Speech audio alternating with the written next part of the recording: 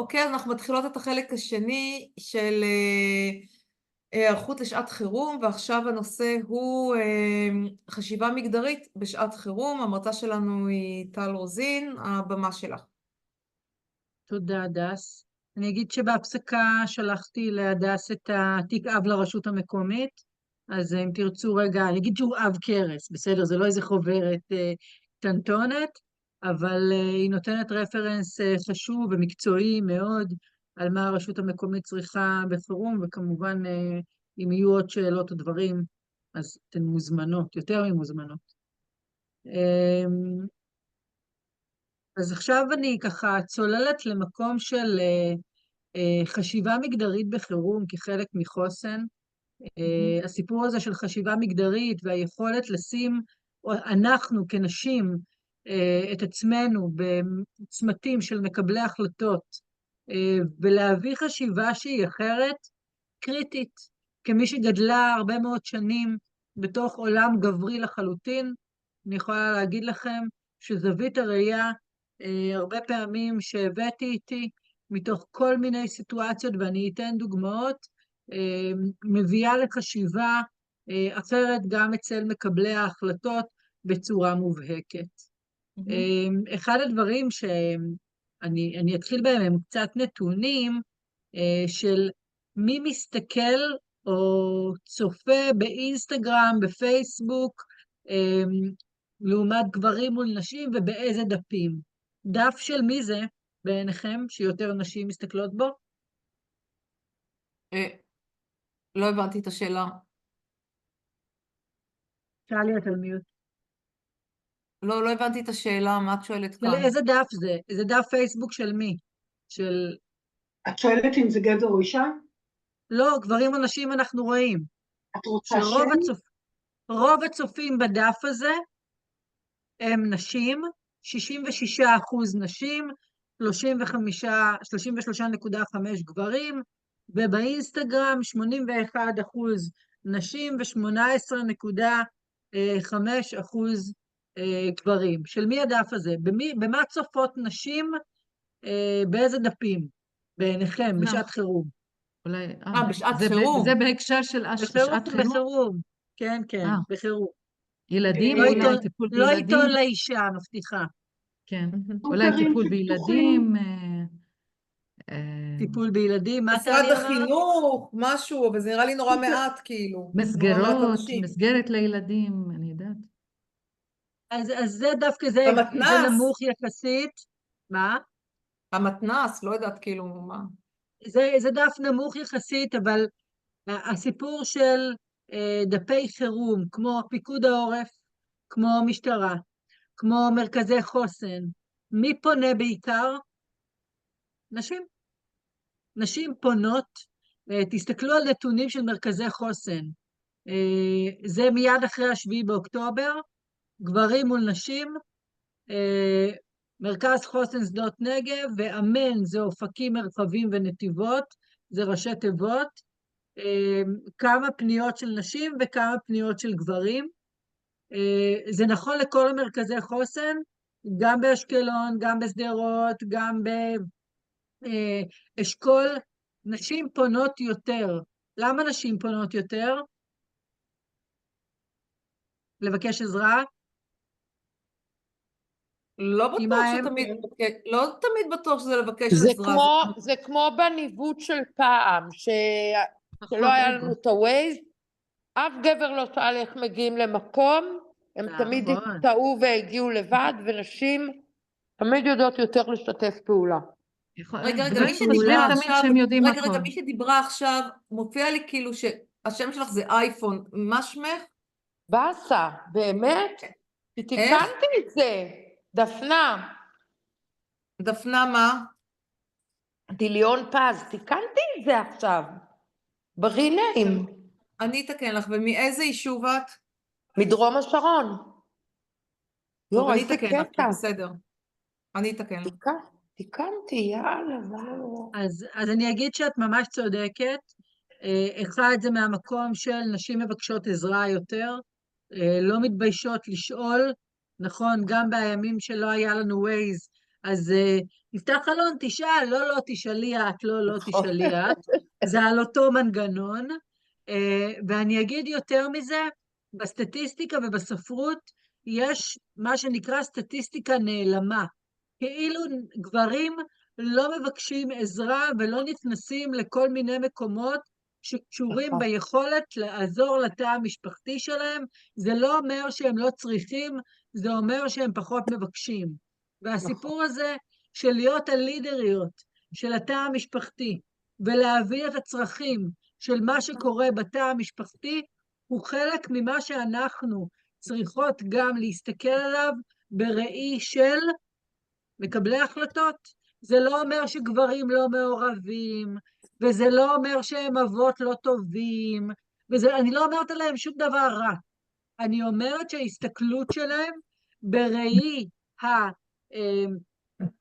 התא המשפחתי, והיכולת שלנו לשקף את זה גם במקום של מקבלי החלטות, הוא קריטי והוא חשוב מאוד מאוד. אני אגיד יותר מזה, וזה ממש עכשווי. סטטיסטיקות מראות שנשים נפגעות יותר מגברים בשעת חירום. תחשבו על מה שקרה גם בסיפור של אלימות במשפחה, גם במלונות של המפונים, גם בלחץ ובסטרס שאנחנו נמצאים בו, בהיבטים של מצב החירום, ובתים אלימים נהפכים להיות יותר אלימים, וכמובן שהסיפור של שכר ועוד ועוד, ולכן הסיפור הזה של פעם אחת אנחנו יודעות לייצג גם בשולחן מקבלי ההחלטות את התא המשפחתי, את יכולת ההתמודדות, ופעם שנייה אנחנו יודעות לייצג את מה? את הפגיעות. יש פה שתי עולמות תוכן שאנחנו יודעות לייצג על שולחן מקבלי ההחלטות, ואני אגיד גם איפה זה פוגש אותנו. כמובן שהעולם דרך העיניים של 7 לאוקטובר שם את הנשים מתוך מקום של בטח בצבא, של פריצת דרך, של תקרת זכוכית ועוד ועוד. זה גם עלה בצורה מאוד מובהקת ב7 לאוקטובר, ואני חושבת שאין שאלה על נשים לוחמות בצבא. גם בעולם הבריאות זה עולה בצורה מאוד מובהקת. בכל העולם של הניהול יש רעיון מדהים עם 4 מנהלות מחוזיות בכללית על אתגרי השעה ועל מאפייני הניהול הנשי, והן אומרות דברים מאוד מאוד מדהימים בהיבט של ניהול מערכת בריאות, גם קופות חולים וגם בתי חולים, ועל הסיפור של המיומנויות לשלב משפחה וקריירה, היכולת של לבנות צוות שעובד כמו משפחה, זה נכון גם לרשות מקומית, כל מה שקשור ללכת רחוק ולא לפחד ולהיות אמיצות, והוא רעיון מדהים, אם אתם נתקלות בו ותכתבו מנהיגות במלחמה, ניהול, הוא רעיון מדהים. ואולי לפני שאני צוללת רגע לפרקטיקה, נשים הם חלק חשוב וקריטי במלחמה, ואנחנו לא מיוצגות מספיק ברמה הארצית, לצערנו הרב. אתם מבינות את זה ויודעות את זה היטב כמוני, אני בטוחה. ברור ש51 מהציבור, אנחנו אנשים, 51%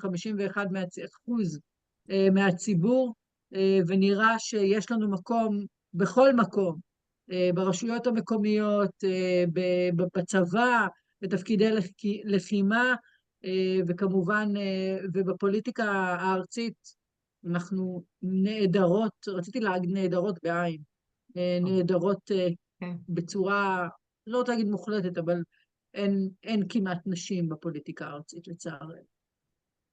הסיפור של המנהיגות הקהילתית, והיא באה לידי ביטוי בסיפור של הקורונה באופן מובהק, ויש פה הרבה מאוד עדויות, אני אקרא לזה, של חירום שמייצר הזדמנות למנהיגות. קרה ברעננה, ופה יש דוגמה מרעננה, 4 מנהיגות נשיות שלוקחות את המושכות לידיים, ובעצם מייצרות אני אקרא לזה חיים משותפים ביחד עם נשים אחרות, ומצליחות להביא לידי מימוש גם סוג של גנים ברמה המקומית, וגם יכולת להביא משמעות וערך לעסקים בתוך העולמות תוכן שלהם.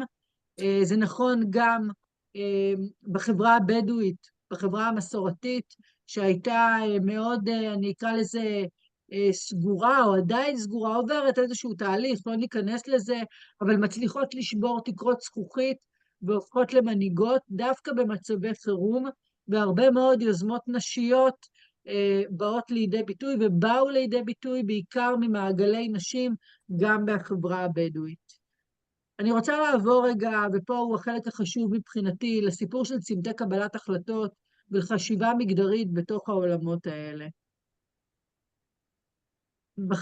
בקורונה הייתה סיטואציה מורכבת, אני לא יודעת מי מכם הייתה בצומת קבלת החלטות או בתפקיד, ואמרו אנשים לא יוצאים מהבית וסוגרים את האור ברחוב. דיברנו מקודם על מצבי חירום שצריך להמשיך לתפקד בשגרה. ודווקא הסיפור הזה של להדליק את תאורת הרחוב במגרשי הספורט בא מנשים, משתי נשים מאוד חזקות, ואני רוצה לשאול אתכן, למה זה חשוב? ודווקא מהסיפור הנשי, תנסו לאתגר את החשיבה המגדרית שלכם, למה תאורת רחוב חשובה במגרשי ספורט דווקא בתקופת חירום, או אם אני אקח את זה דווקא לקורונה, מה יש שם? על מה יכולה לחשוב אישה שאולי, בסדר, לא נעשה הכללות, אולי לא יכול לחשוב גבר. שמי, זה מפחיד ללכת בחושך. בלילה זה פשוט מפחיד. אחד הדברים שמדברים עליהם, שעושים חשיבה מגדרית לעיר, זה לגזום שיחים שיכולים אולי להתחבא שם אנשים, זה לעשות כפתורי מצוקה בדרכים ששולחים בהם, גם בחניונים תת-קרקעיים וגם בגינות ציבוריות שישר מגיעות למוקד העירוני. וכמובן להעיר, האור מזיז את החושך, זה בצורה הכי פשוטה שיש. ואם נניח אני אפילו שאני בקורונה, והיה לי מותר ללכת קילומטר סביב הבית, אז איך אני יכולה ללכת סביב הבית אם אני מפחדת שמישהו יקפוץ עליי? זה הכי בייסיק שיש. לגמרי. זה בדיוק העניין. אף גבר לעולם לא יחוש ולא יוכל לחוש תחושה של אישה הולכת לבד, גיבורה ואמיצה ככל שתהיה, בסמטה חשוכה. הוא לעולם לא ירגיש לו אותה תחושה, זה לא יקרה. בסדר? גם אם יש לו, מה שנקרא, מתחבר לצד הנשי שלו, אני אקרא לזה, הוא לא יחוש את אותה תחושה. ובקורונה זה הלך והתעצם, כי הרחובות היו ריקים, אבל היה לי, כמו שהדס אמרה, את היכולת ללכת סביב הבית, לעשות קצת ג'וגינג ב100 מטר ליד הבית. אז תדליקו את האור, שאני ארגיש שאני יכולה ללכת, שהרחובות היו ריקים, ושיש לי יכולת רגע לעשות משהו שהוא מעבר, מה שנקרא, לדלת אמותיי. וזה רגע משהו שאפרופו נורה, שעלתה בדיוק מהמקום הזה, וחשיבה מגדרית ותפנון עיר הוא חלק מהסיפור בצורה מדהימה. סיפרה לי מישהי בהרצאה על זה שדווקא בעיריית פתח תקווה, שהייתה ועדת תחבורה בעיר, ושמו תחנות אוטובוס בעיר, והיא אומרת, פתאום לא ראיתי שלא שמו ליד טיפות חלב. אין צורך, ליד טיפות חלב, לא צריך לשים, נכון? אבל מי יכולה לחשוב על טיפת חלב? אישה. זה רגע, לשים רגע את החשיבה המגדרית, גם בתוך העולמות תוכן האלה. עיריית תל אביב עשתה עכשיו קווי, לא עכשיו, לפני 7 באוקטובר, קווי לילה. רק מה קרה בין תחנה לתחנה בקווי לילה?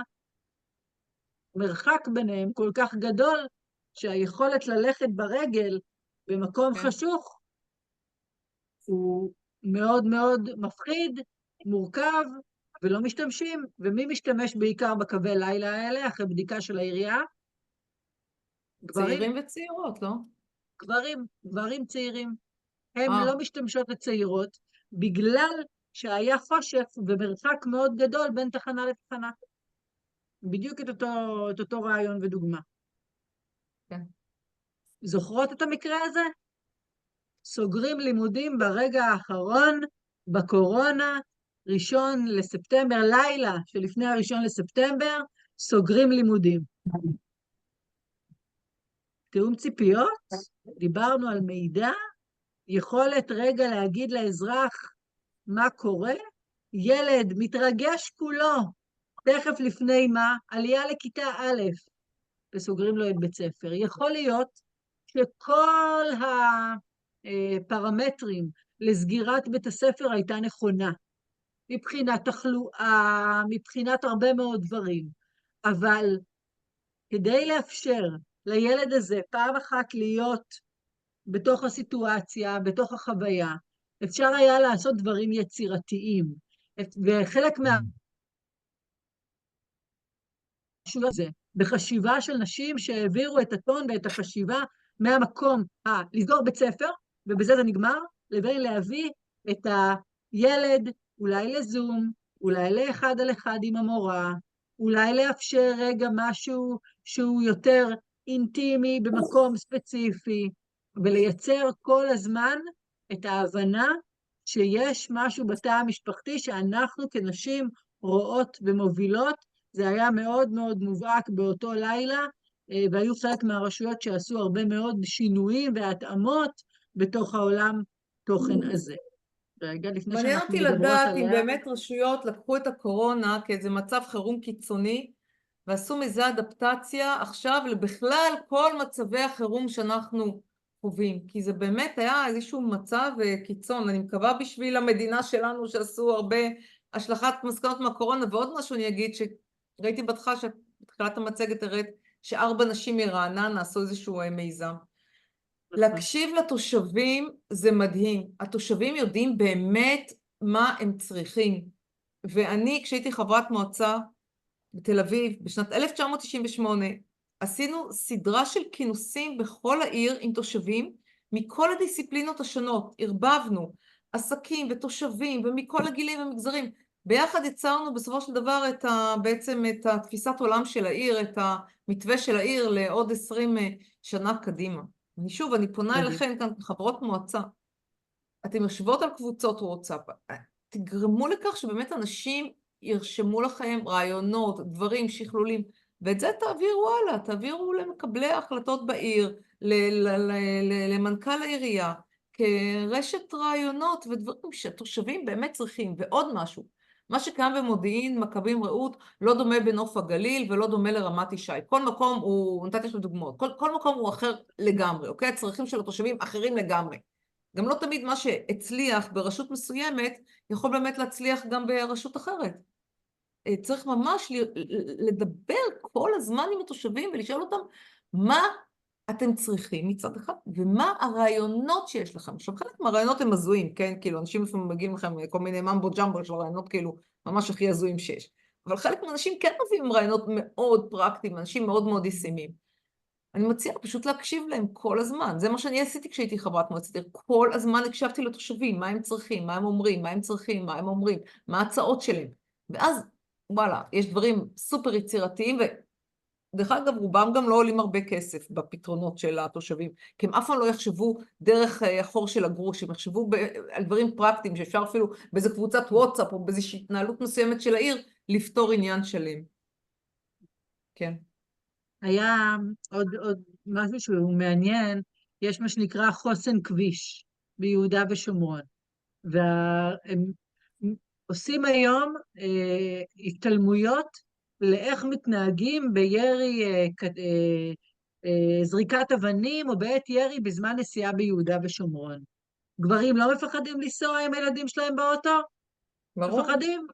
אבל מי אמר, רגע, דגל אדום, אפרופו צרכים של התושבים, אני מפחדת לנסוע עם הילד שלי באוטו, גם שאני גרה, לא משנה, באפרת או לא יודעת מה, אריאל. נשים אמרו את זה, ועושים היום, ברשויות בשומרון, ברובם, סדנאות איך מתנהגים בזמן זריקת בקבוקי תבערה או אבנים, זו דוגמה מעולם אחר אולי, שלא מכירות פה, אבל מי שהעלה את הצורך זה נשים, גברים משתמשים בזה. אז מעגלי נשים, או קבוצות של נשים, גם אם זה בוואטסאפ, אפרופו צרכים, הם יכולים להיות מאוד מאוד רלוונטיות, ומאוד קונקרטיות למה שאנשים מרגישים באמת, ונשים משתפות, וזה חשוב.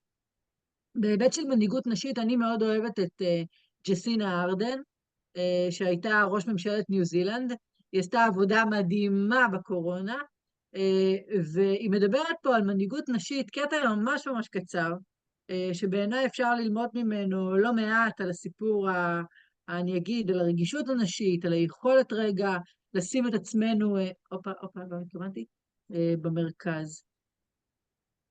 אתם שומעות? לא. לא. את היית צריכה רגע, כאשר עשינו את השאר סקרין, תפסיקי את זה רגע? רגע, הפסקתי. כאשר את עושה את השאר סקרין, תצאי רגע מהשאר סקרין. כשאת עושה את השאר סקרין, את צריכה לעשות, ללחוץ על משהו, לא זוכרת אם זה בזום או במצגת, שתוכל להשמיע גם קול. נסי רגע דרך הזום. אני יודעת איפה זה, זה בפיילס, וזה וידאו לפי דעתי, זה share.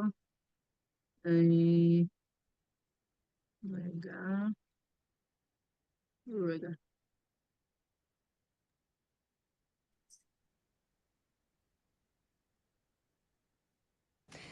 But despite that, I've become used to my time as Prime Minister being distilled down into a different list. A domestic terror attack, a volcanic eruption, a pandemic. A series of events where I found myself in people's lives during their most grief-stricken or traumatic moments. Their stories and phases remain etched in my mind and likely will forever. That is the responsibility and privilege of the role of Prime Minister. A role I never thought I was meant to have. It's fair to say that 2017 involved a surprising chain of events. I was a warrior. I anticipated that everything that could go wrong would. Some might say the worst possible character trait to have as a politician, or the best, depending on how you cut it. While I convinced myself that you cannot be a warrior and be in this place, you can. You can be that person, and you can be here. I'm sensitive, or as Maggie Barry once called me, a precious petal. Now, I cannot determine what will define my time in this place, but I do hope I've demonstrated something else entirely, that you can be anxious, sensitive, kind, and wear your heart on your sleeve. You can be a mother or not. You can be an ex-Mormon or not. You can be a nerd, a crier, a hugger. You can be all of these things. And not only can you be here, you can lead just like me. Nō reira, tēnā koutou, tēnā koutou. היא מהממת, כן. היא מהממת. וגם כשמסתכלים על, אתה יכול להיות כאן, היא אומרת, אתה יכול להיות חרד, אתה יכול להיות רגיש, אתה יכול להיות אדיב, את יכולה להיות אימא או לא, אתה יכול להיות חבוקן, אתה יכול להיות בכיין, אתה יכול להיות כאן, להוביל. ותבואו לגבר, מדבר את המילים האלה, כאילו זה לא יחידי סגולה כאלה, בסדר? כאילו שלא נשמיץ את כולם. אבל בהחלט משהו שאני חושבת שהוא הפורטה של אנשים, אני אקרא לזה, מהמקום של לאפשר לעצמנו להיות אנחנו, ולהביא גם את הרגישות הזאת, ולא להתבייש בה. לפעמים שאנחנו יושבות בשולחן מקבלי ההחלטות כנשים, אנחנו נועלות את הנעליים הגבריות. ואני אומרת, לא, אין צורך. להרכיב את המשקפיים המגדריות גם בשגרה, גם ברמה האישית, וגם ברמה התפקידית, אני אקרא לזה, וזה אחד הדברים שאפיינו אותי גם מול מפקדים בכירים. אני אגיד שהסיפור הזה של לא לפחד לחבוש אותם, או להרכיב אותם, יותר נכון לומר, להרכיב אותם, את המשקפיים האלה גם בחירום, ואני אתן פה מה עושים עם המשקפיים האלה, אולי ככה כמה כלים או כמה ממש דברים פרקטיים. אז דיברנו על מה שעושים בשגרה מכין לחירום, אז אם דיברנו על תכנון עיר ועושים את זה עכשיו בשגרה, אז זה בוודאי מכין לחירום. כל מה שקשור לאחריות על פיתוח שפה בתוך הנוהל חירום רשותי, על כל מה שקשור למסרי חוסן, לדברים שהם רכים יותר עבור ילדים, עבור אוכלוסיות עם צרכים מיוחדים, להסתכל לאזרח בעיניים ברגישות, ולא לפחד מהמילה רגישות, כי אזרח צריך בחירום שמישהו יראה אותו, שמישהו יסתכל עליו, שמישהו יבין מה הוא צריך. כל הזמן דיברנו על צרכים. להבין שהתפקיד בחירום וייצוג הקול וזה שדיברנו עליו עכשיו, הוא סופר משמעותי בצמתי קבלת ההחלטות, ושהוא יישב שם עם המשקפיים האלה כמה שאפשר. כל מה שקשור למיקום הזה בחירום, של איפה אנחנו נמצאות, ואנחנו לא תמיד יודעות לפרגן אחת לשנייה, ולהסתכל מי יושב סביבנו ולהגיד איזה עוד נשים אני יכולה להביא, בטח בחירום, להסתכל יחד איתי על ההשפעה הזאת ועל היכולת הזאת ולחולל משהו אחר בתוך הרשות המקומית. דיברתי על מסרי חוסן והסיפור של פיתוח מנהיגות קהילתית נשית. יש לה ערך בשגרה, היא ממש עושה עבודה טובה בחירום, בהרבה מאוד בחינות, אם זה הורים, אמהות בתוך קבוצות של גני ילדים, של בתי ספר, של ממנט, איפה שיש ממנט זה עובד נהדר, והם קהילה שהיא עובדת בשגרה, ואפשר לשים אותה, אפרופו רשת בחירום שדיברנו עליה, איפה פועלת ממנט, האם היא יכולה לעבוד בחירום, האם אפשר להטיל על הרשת הזאת, שנקראת ממנט בעיר תפקידים, ותחשבו איזה עוד פלטפורמות כאלה נשיות יש לכם בתוך העיר, מתוך הבנה שהם יכולים גם להיות בחירום, וכמובן אם אפשר לפתח מה שלא קיים, כמובן קודם לראות מה קיים, אבל אם אפשר לפתח מה שלא קיים היום בשגרה, או עד כמה שניתן לקרוא למצב הזה שגרה עכשיו, הוא משמעותי ובעל ערך לכל אחד ואחת מכם, ולקהילה הנשית בעיר של כל אחת מכם. יש את היועצות לענייני מגדר ברשות, ולפעמים... יש דוגמה מצוינת עכשיו מהמלחמה האחרונה, המלחמה שאנחנו נמצאים בה. אנחנו גוף של מועצת הנשים, ואימהות הלוחמים באמצע המלחמה כתבו פוסט שהן מרגישות קצת שקופות, שדואגים כל הזמן לחיילים, דואגים למשפחות השכולות, והן כבר לא ישנות כמה, הרי הם כתבו את זה אחרי איזה 3-4 חודשים, ופשוט התגייסנו, וכל הנשים במועצת הנשים, והקמנו להם סדנאות הקשבה, כי יש לנו הרבה נשים מטפלות שם, הקמנו להם באמת ימי שישי כאלה, שיבואו להירגע ביוגה, בכל מיני תרגילים כאלה מיוחדים, ופעילויות שכאילו זה היה, אמרתי, יואו, איך פתאום מכלום נהיה משהו כל כך מחמם את הלב. והכי מרגש היה,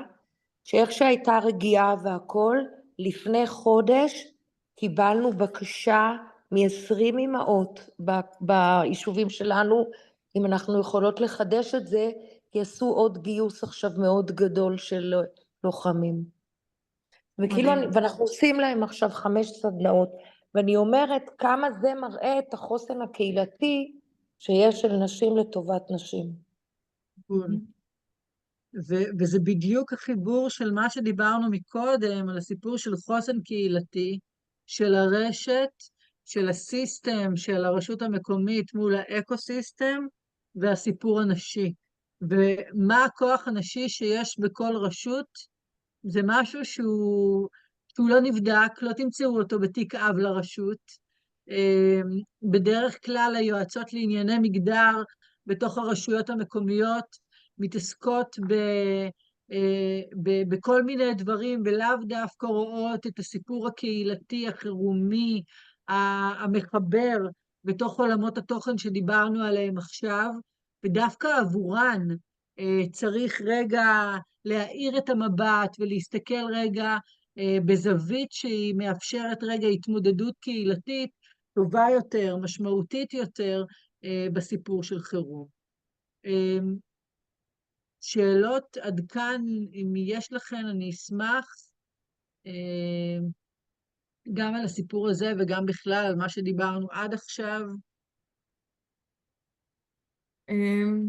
בינתיים זה כאילו מרתק, נראה לי שכל מי שצופה בנו עכשיו או אחר כך בשידור המוקלט יש לה מלא שיעורי בית לעשות, זה מה שאני מרגישה. נכון. אני רציתי לא לשאול אלא להעיר משהו, ואני אעיר את ההערה הזאת כי אני מרגישה שאני בתוך קבוצה אוהדת ואמפתית. אני מרגישה שיש יותר מדי, בעיקר מאז שאני קדנציה ראשונה חברת מועצה, ומאז שאני חברת מועצה אני מוזמנת להמון ימי עיון וסדנאות ולמידה סביב נושא מגדר, סביב נשים, רק עבור נשים. עכשיו אני אומרת שאנחנו עברנו כברת דרך, אנחנו אנשים, יש לנו עוד המון עבודה לפנינו, יש עוד דרך ארוכה לעבור, אבל אני חושבת שהשימוש, לא רוצה להגיד ניצול, אבל השימוש כל הזמן, בכל נושא, בעניין המגדרי, הוא לפעמים מיותר.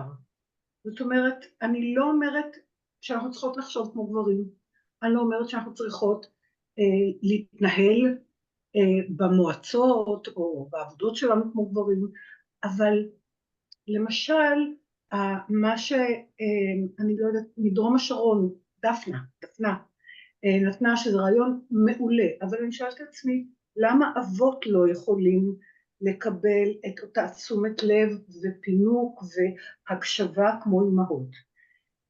למה רק לאמהות יש את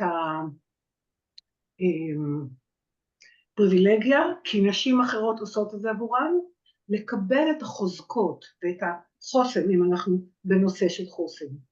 גם דברים צריכים, ואולי היום, דווקא בגלל שהם לא יודעים לפנות, ודווקא בגלל שהם לא יודעים לבקש עזרה, ודווקא בגלל שהם עצורים ולא מדברים על רגשות, אולי גם הם צריכים אוזן קשבת מאיתנו אנשים. לא... זהו, הערה. טלי, תקשיבי, זה מדהים מה שאת אמרת. לאט לאט באמת הגלגל מתהפך. אני שייכת לעמותת כן, כוח נשים, אמרנו ברגע שבאמת יש שוויון ויש דברים כמו שאת אומרת, ונתחיל לחשוב רגע שגברים צריכים, העמותה הזאת תתחסל. הלוואי שלא יהיה צורך בעמותת כן ובכל. התחלתי את העבודה עם עמותת כן לפני לא מעט שנים. כשאני הייתי חברת מועצה, באמת היו ממש מעט נשים בשלטון המקומי. הדברים ממש ממש הולכים ומשתנים. ויאללה, אמן, שמה שאת אומרת יקרה, ואני גם מסכימה למה שאת אומרת, שחלק גדול מהדברים שאנחנו כיום כל כך מעצימות את עצמנו, את הנשים, הגברים נמצאים עכשיו בחוסר. תראי איך המטולטלת הולכת, מתישהו היא כן תעצר לדעתי באמצע, ובאמת לא צריך שום הרצאות שקשורות לשום דבר שקשור למגדר.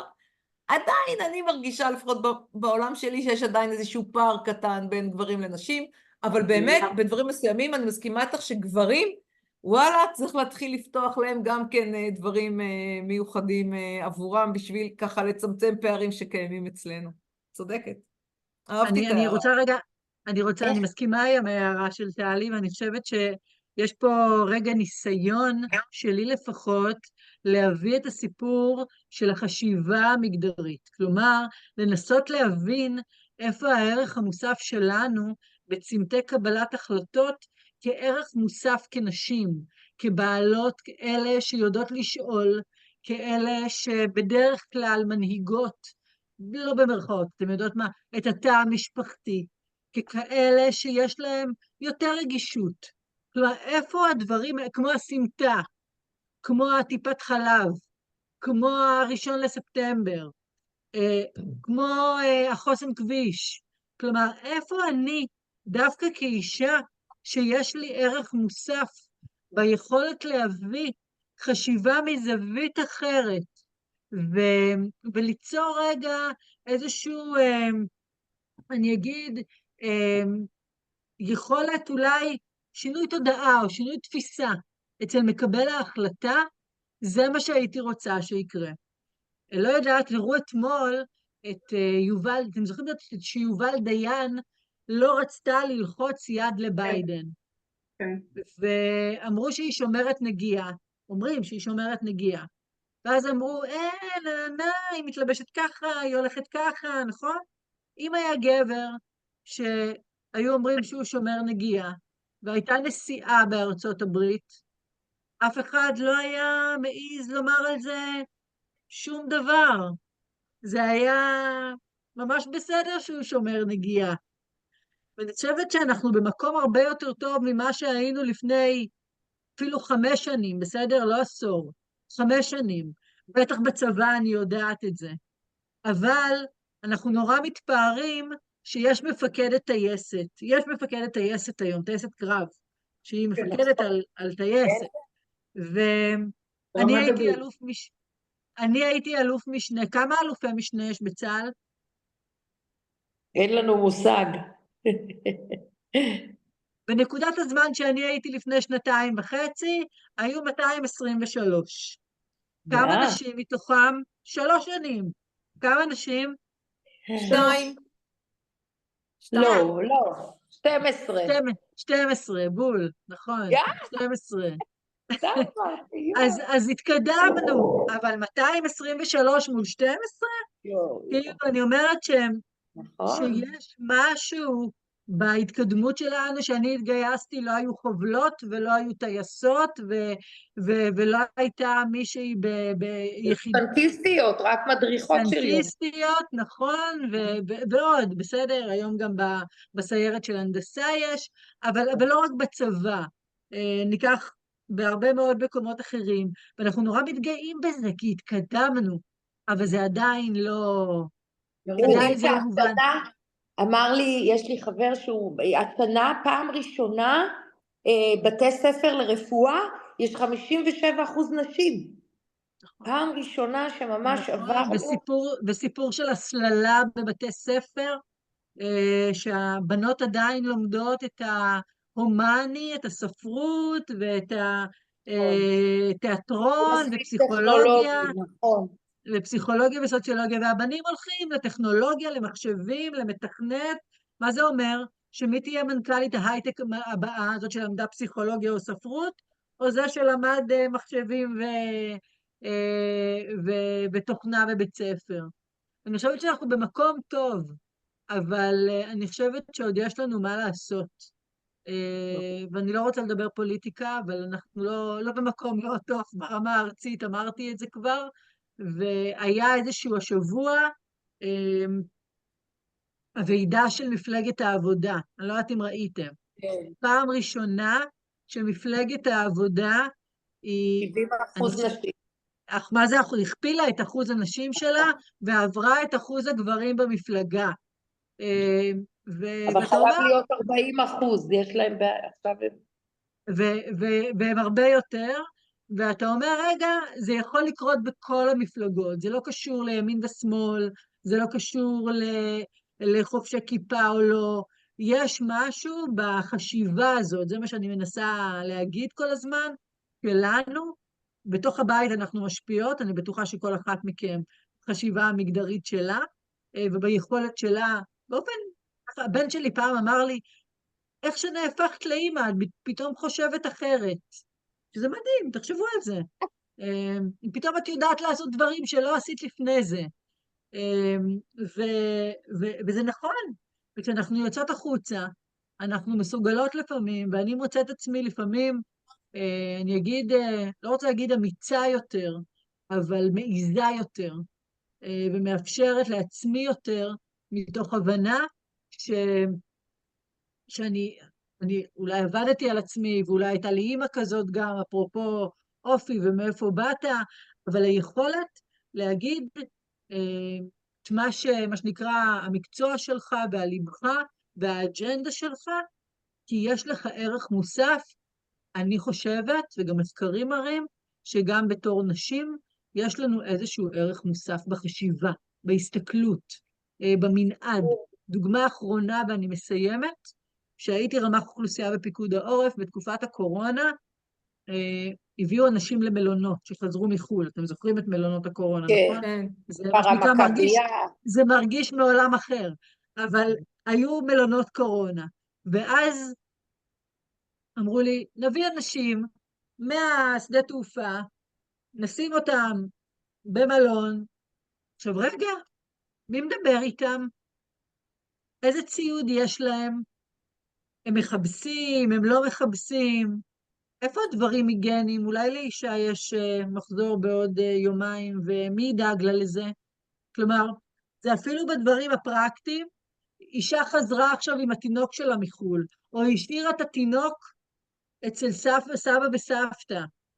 היא שואבת, היא מניקה, הרבה מאוד דברים שכנראה, אם היו יושבים שם רק גברים, זה שאלות שלא בטוח שהיו נשאלות בכלל. ואני חושבת שזה מה שכל הזמן אנחנו, אין ספק שגברים גם צריכים הרבה מאוד תשומת לב, בטח בתקופה הזאת, ובטח אלה שחוזרים ממילואים,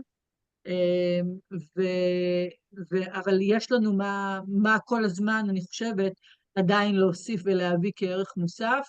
אני יכולה להגיד שגם לפורום נשות המילואים, אני אמרתי להם שהם טועות בשם, כי יש בני זוג גברים לנשים מילואימניקיות, שזה ממש משמעותי, ואסור להם לקרוא לעצמם פורום נשות המילואים, זה שם את מי שבמילואים רק גברים. אפרופו רגע שינוי תודעה, גם במחשבה וגם תכלס בשטח. כאילו זה לא רק נשות מילואימניקים, זה גם גברים שנשארו לנשים מילואימניקיות ונשים סדירות, שעושות עבודה מדהימה. אני סיימתי. הדס, אם יש לך ככה עוד תובנות, מחשבות, רעיונות. המחשבות שלי זה שיש לנו מלא מה לעשות ברשויות המקומיות, שתכלס, הרשויות המקומיות הן אלה שמתקשרות ישירות עם התושבים. מהכנסת לא מתקשרים ישירות עם התושבים. משרד הפנים לא מתקשר ישירות עם התושבים. צריך את התיווך של הרשות המקומית.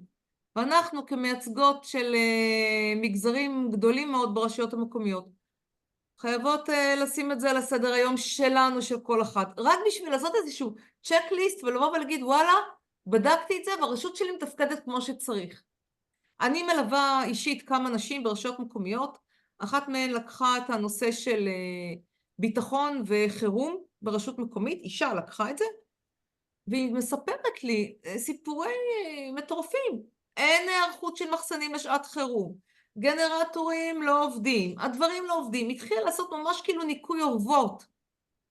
אני חושבת שאנחנו צריכות לנקות את האורוות, בטח עכשיו שיש לנו באמת דברים שמאיימים עלינו מכל הכיוונים, ועל אף שהמדינה כבר נמצאת בשעת חירום הרבה מאוד זמן, עדיין אני מאמינה שלעשות, לנער את האבק מעל כל מה שקשור לשעת חירום, זה must ברשויות שלנו.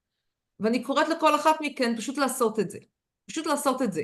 להגיש שאילתה, לכנס ישיבה בעניין, ובסוף יכול להיות שהיא תבוא ותגיד, וואלה, הכל טוב בעיר שלי. שוב, לך תדעו מה ייפול עלינו, כן? אבל נכון ליכולת שליטה שלי עכשיו, הכל בסדר. אני למשל, אם הייתי עכשיו חברת מועצה, לא הייתי שינה טוב בלילה, עד שלא הייתי בודקת את זה. וזה כאילו כמו שעון מעורר ששמענו היום. וגם רציתי להגיד לך תודה טל, באמת על הרבה מאוד דברים פרקטיים, שהמדרשה הזאת היא מדרשה פרקטית, שמנחיתה ממש דברים לאדמה, ולא מדברת רק גבוהה גבוהה. אז ממש תודה שהגעת, וזה היה מאוד מאוד מאוד מעניין. נכון. וזהו. ללמד. יש תגובות, אנחנו תמיד בסוף נותנות, יש ריאקשן, נותנות לייקים, איפה הריאקשן? אם מלא נעלם לי כל הריאקשן, לא אוכל לתת פה לייקים. תנו לי לייקים, אני לא יודעת איך עושים פה פתאום ריאקשן. איך עושים את זה? לא יודעת. בקיצור, היה ממש כיף. אז תודה לכולן, ואנחנו נשתמע בפגישה הבאה. תודה רבה, קל. תודה רבה. בשמחה. להתראות. ביי ביי. ביי.